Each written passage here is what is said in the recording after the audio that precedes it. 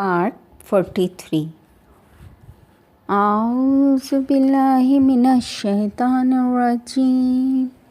बिस्मिल्लाहिर्रहमानिर्रहीम। ये काशाने बसीरत का ऑडियो बुक चैनल है और इसमें आपके ज़ेरे समात किताब है इस्लामी तहज़ीब व सक़ाफ़त, जिसके मौलिफ़ हैं डॉक्टर अली अकबर बिलायती, मुतरज्जिम है मारिफ इस्लाम पब्लिशर्स। इसका आप 43 पार्ट समात कर रहे हैं। 7वां बाब इस्लामी तहज़ीब के जमूद के अंदरूनी और बैरूनी असबाब, उसमें क़दामत परस्ती के असरात, सफ़ा नंबर 217। एक क़दामत परस्त इंसान अपनी फ़िक्र व नज़र का एक मज़बूत जाल अपने इर्द गिर्द तन लेता है और कभी भी अपने अफ़कार और अक़ाइद को तब्दील करने पे तैयार नहीं होता। उस्ताद मुतहरी इस मसले के हवाले से फरमाते हैं कि इस्लामी दुनिया में कुछ फ़िक्री तहरीकें सामने आती हैं कि इनका नाम इफ़रात या जहालत रखना चाहिए। इन तहरीकों के ज़रिए दीनी अमूर और बेजा दाखिल में अफ़राद से काम लिया गया, जबकि इनके मद्दे मुक़ाबिल कुछ ऐसे फ़िक्री रवैये सामने आए जो तफ़रीद और जमूद के हामिल थे। लेकिन ये सब गुज़िश्ता दौर में था। मुसलमानों को चाहिए कि कुरानी तालीमात पे अक़ीदा रखें और मुतदिल अंदाज से फ़िक्री हरकत करें।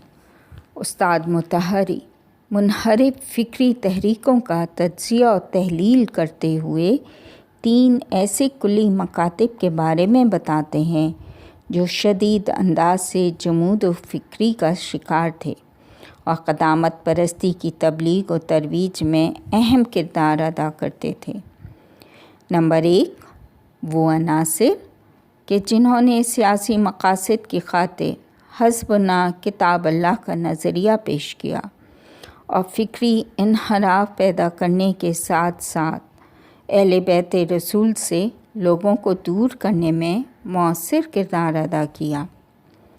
नंबर 2, एक और गिरोह ने पहली तहरीक के मद्दे मुक़ाबिल हस्बना अहादीसना व अखबारोना का नारा बुलंद किया और कुरान करीम को महजूर करार देने में अहम किरदार अदा किया और लोगों को बुनियादी और ज़िंदगी बख्श मारिफ व तालीमात से दूर किया। नंबर 3, वो अनासिर कि जिन्होंने तक़द्दुस के रंग में कुरानी तालीमात के नाक़ाबिल फ़हम होने का नज़रिया पेश किया और ऐनुत्तराब और रब्बुल अरबाब का नारा बुलंद किया, जिसका नतीजा फ़िक्री तातील की सूरत में सामने आया और ये गिरोह मुअत्तिला कहलाया। अगर हम इस्लाम के मुख्तलिफ़ समाजी अदवार में इस्लामी नज़रिया और फ़िक्री और सक़ाफ़ती तहरीकों की तारीख़ में तहक़ीक़ करें तो ये मुशाहिदा करेंगे कि इन मुंदरजा बाला 3 कुल्ली तहरीकों की बिना पर अखबारियत और ज़ाहिर परस्ती और इनके मद्दे मुक़ाबिल बातनियत और तावील की शक्ल में हमलियों और इस्माइलियों के 2 गलत फ़िक्री निज़ाम सामने आते हैं कि इन 2 फ़िक्री निज़ामों और अखबारियत की तहरीक ने इस्लामी तहज़ीब व तमद्दुन के पैकर पर शदीद और ख़तरनाक ज़रबें लगाईं कि उस्ताद मुतहरी के बक़ौल इस्लाम ने अखबारियों और हदीस मसलक लोगों को हाथों जो ज़रब खाई किसी और तहरीक से नहीं खाई। जीम इस्लामी दुनिया में अक़ल और अक़ल दुश्मन तहरीकें। बहरहाल तमाम तहज़ीबों बिलख़ुसूस इस्लामी तहज़ीब व तमद्दुन का अरूज व ज़वाल मुख्तलिफ़ फ़िक्री तहरीकों का मदयून मिन्नत था, मरहून मिन्नत था। बाज़ अहले फ़िक्र व तहक़ीक़ इस्लामी अफ़कार व सक़ाफ़त के ज़वाल का सबब मुतवक्किल अब्बासी का दौर खिलाफत समझते हैं।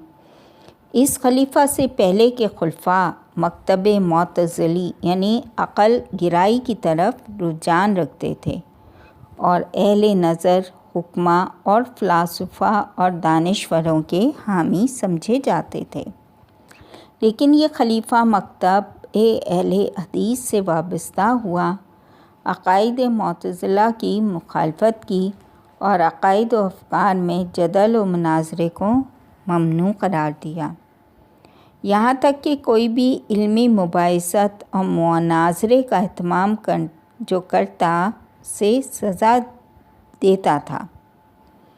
ان اقدامات کا یہ نتیجہ نکلا کہ احمد بن حنبل کے پرچم تلے اہل حدیث کے گروہ نے ترقی کی، جو لفظ سنت اور حدیث کی تقلید کرتے تھے اور جو کچھ نقل ہوا صرف اسی کے سامنے سر تسلیم خم کرتے تھے اور اپنے مخالفین یعنی اہل عقل و نظر بالخصوص معتزلہ پہ کفر کا الزام لگاتے تھے۔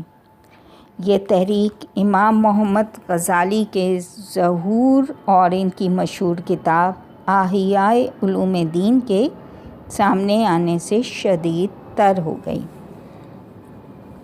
صرف تعقل کو ممنوع کرنے اور معتزلہ کو کافر قرار دینے پہ اکتفا نہیں کیا گیا، بلکہ شیعہ اثنا عشری جیسے مکاتب پہ بھی کفر اور باطنیت کی تہمت لگائی گئی۔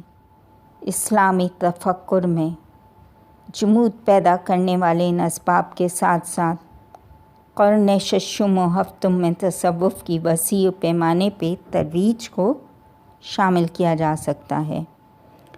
بعض محققین کی نظر کے مطابق یہ تصوف علوم عقلی مثلاً فلسفہ و استدلال کے مد مقابل بہت بڑی مصیبت شمار ہوتا ہے، کیونکہ اہل تصوف شریعت اور عقل کے پیروکاروں کے مد مقابل کشف و شہود کو حقائق کے درک کا وسیلہ پیش کرتے تھے۔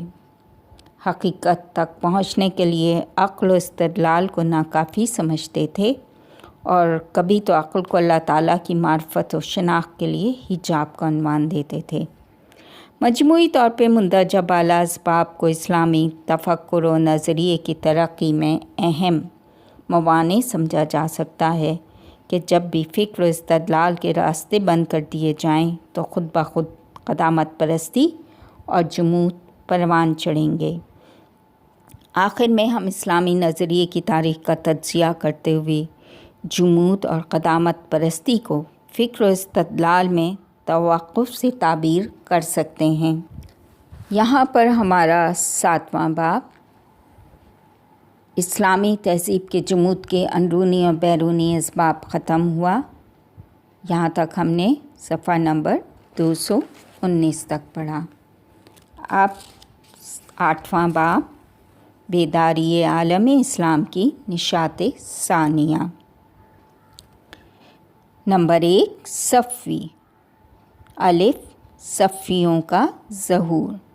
آیا صفوی خاندان عرب تھے یا ترکی یا کردی یا ایرانی؟ اس حوالے سے محققین میں اختلاف نظر ہے۔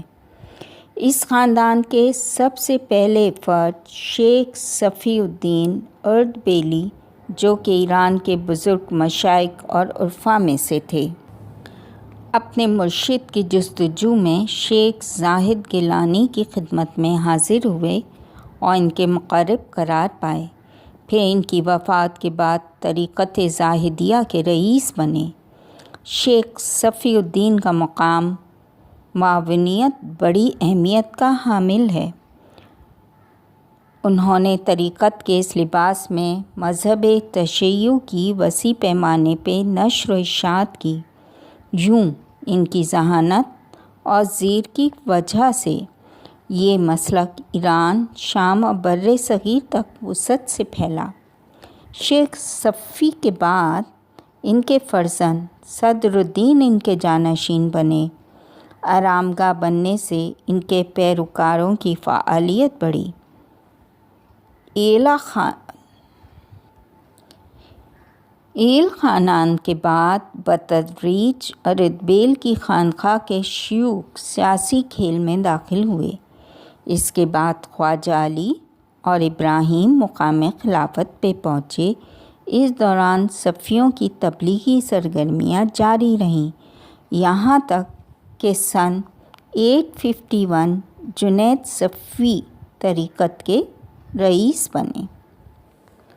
انہوں نے دنیاوی اقتدار اور طاقت کو ہاتھ میں لینے کی طرف اپنے میلان آشکار کیا اور سلطان کا لقب اپنے لیے پسند کیا۔ یہ چیز ان کے دنیاوی جذبوں کی صفوی طریقت کے دیگر معنوی پہلوؤں پر غلبے کی عکاسی کرتی ہے۔ انہوں نے کئی بار اپنے مریدوں کو کفار کے خلاف جہاد پہ آزمایا اور اکسایا۔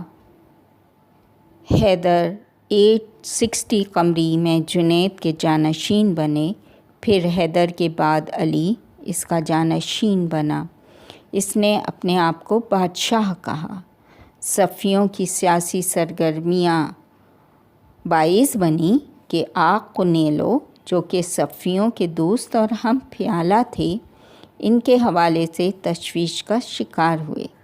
بالآخر علی آق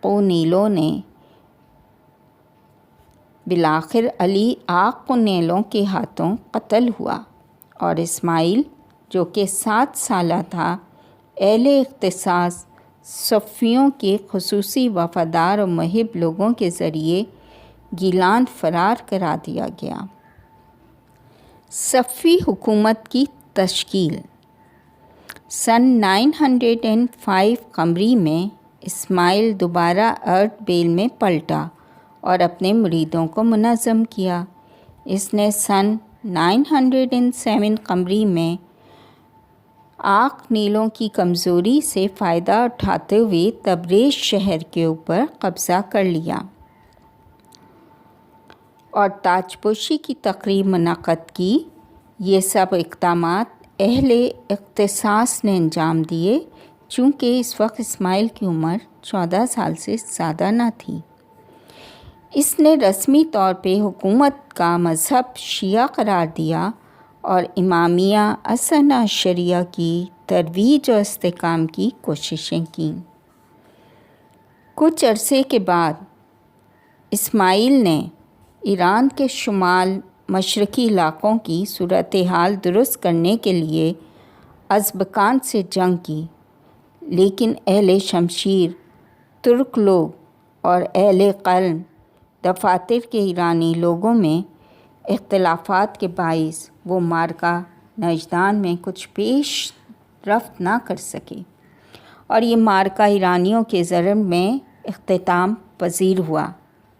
مغربی محاذ میں بھی اسماعیل عثمانیہ کی سنی حکومت سے اساسی اختلافات رکھتا تھا۔ عثمانی حکومت کسی صورت میں بھی صفیوں کی شیعہ حکومت کو قبول کرنے کے لیے تیار نہ تھی۔